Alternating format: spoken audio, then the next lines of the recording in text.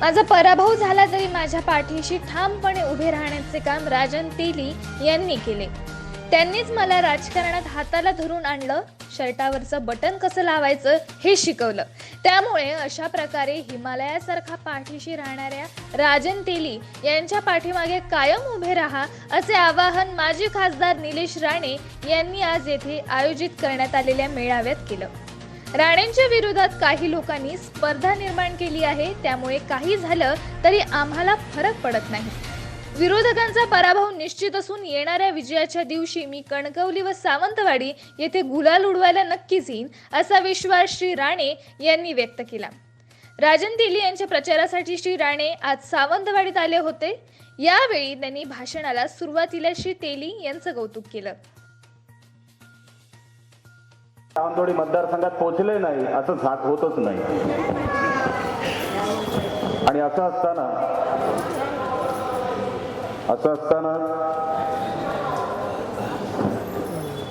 आज जी काही शर्यत आपण बघतोय ती खरी शर्यत मला वाटत नाही।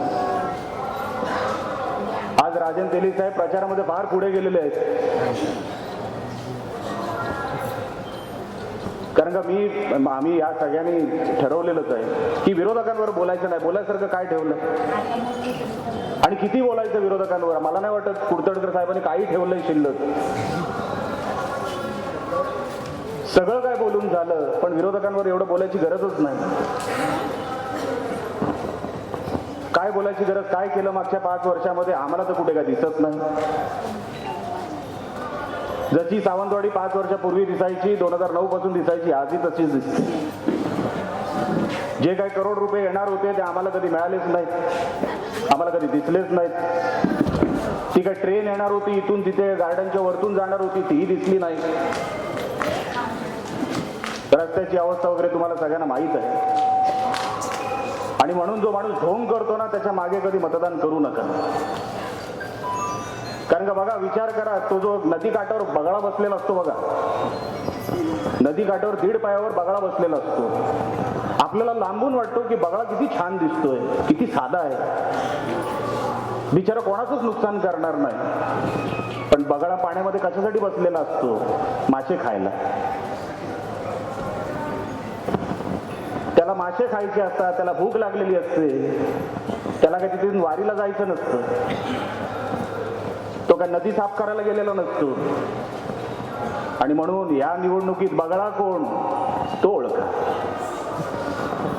नाही त्या माणसाच्या मागे उभे राहिला तर बघा मागच्या 5 वर्षामध्ये सिंधुदुर्ग जिल्हा कुठे फेकला गेला, कुठे फेकला गेला। अगोदर चर्चा व्हायची सिंधुदुर्ग जिल्ह्यामध्ये अमुक आलं तमुक आलं, जाहीर झालं। आजपर्यंत त्या वेंगुर्ल्यामध्ये जो काय एअरपोर्ट 2 वेळा त्याचं उद्घाटन झालं, एक वेळेला विमान दिसलं, दुसऱ्या वेळेला विमानच दिसलं नाही, पण उद्घाटन झालं। कसलं उद्घाटन होतं मला काय माहित नाही। आता आम्ही परदेशात शिकलेली लोक, आम्ही मुंबईत वाढलेली लोक, आम्हाला वाटतं की काहीतरी विमान सेवा म्हणजे आम्ही जे गोव्याला बघतो किमान तेवढी तरी मिळावी, पण तसं काही नाही। राणेंची स्पर्धा करायची आहे ना, तर राणेंनी जे चालू केलं त्याला विरोध करायचा। कशासाठी मला माहित नाही, आम्हाला कधी विरोध करावाचाही वाटला नाही, पण कुठूनही आले तरी राणे साहेबांवरच टीका। परवा ते 4 हाडांचे ठाकरे आले, ते पण राणे साहेबांवर, दुसरा काय विषयच नाही। अच्छा, आम्ही काय वाईट केलं तुझं? आम्हाला माहित नाही। महाराष्ट्राच्या सगळ्या त्यांच्या त्या भाषणांमध्ये बघा, जिथे जिथे मतदारसंघात चालले तिथे त्या उमेदवारांवर टीका नाही केली, त्या जिल्ह्यातल्या नेत्यांवर टीका नाही केली। एवढ्या सगळ्या महाराष्ट्राच्या जिल्ह्यात सोडून कुठल्या जिल्ह्यामध्ये येऊन कुठल्या नेत्यावर टीका केली तर फक्त राणे साहेबांवर। राजकारण असं करायचं असतं? अहो, हा माणूस 5 वर्ष तेलीच आहे, पराभव कसा असतो आणि त्याच्यानंतर काय वाटतं ना हे माझ्यापेक्षा जास्त कोणाला माहित नाही, कारण माझा 2 वेळा पराभव झालाय। पराभव नंतर किती वेदना होतात, आपण कोणाला जाऊन आपलं दुःख सांगायचं तेही कळत नाही, काय म्हणून आपण राजकारणात राहायचं तेही आपल्याला कळत नाही। काही चूक नसताना आपला पराभव होतो, तेव्हा कळत नाही की उद्याचा दिवस काय करायचं. तरी आमच्यासारखी लोक समाजकारणात आहे की नाही, या मातीने माझ्या साहेबांना मुख्यमंत्री पद दिलं तर या मातीचं मी काहीतरी देणं लागतो, म्हणून आम्ही राजकारणात आलो. कारण का करण्यासारखं आजही भरपूर काय आहे. तुम्हाला काय वाटतं तेली साहेबांकडे करण्यासारखं काय नाही? आजही भरपूर काय आहे का नाही, माझा 2014ला पराभव झाला, या मातीचं मी काहीतरी देणं लागतो, म्हणून सावंतवाडीमध्ये कुठलाही प्रसंग आला की ते तेली साहेबच पहिले दिसतात, बाकी कोण दिसत नाही. हे मी त्यांचं कौतुक करतोय म्हणून सांगत नाही, मला त्यांचं कौतुक करायची काही गरज नाही. हे तुम्हीही बघितलं असेल, कारण का मी ते काय सगळं डिजिटलचं वगैरे ते सगळं वाचत असतो, वर्तमानपत्र वाचत असतो. कुठला माणूस लोकांसाठी कुठल्या हदापर्यंत जातो हे आपल्याला कळतं, बघून कळतं, वाचून कळतं.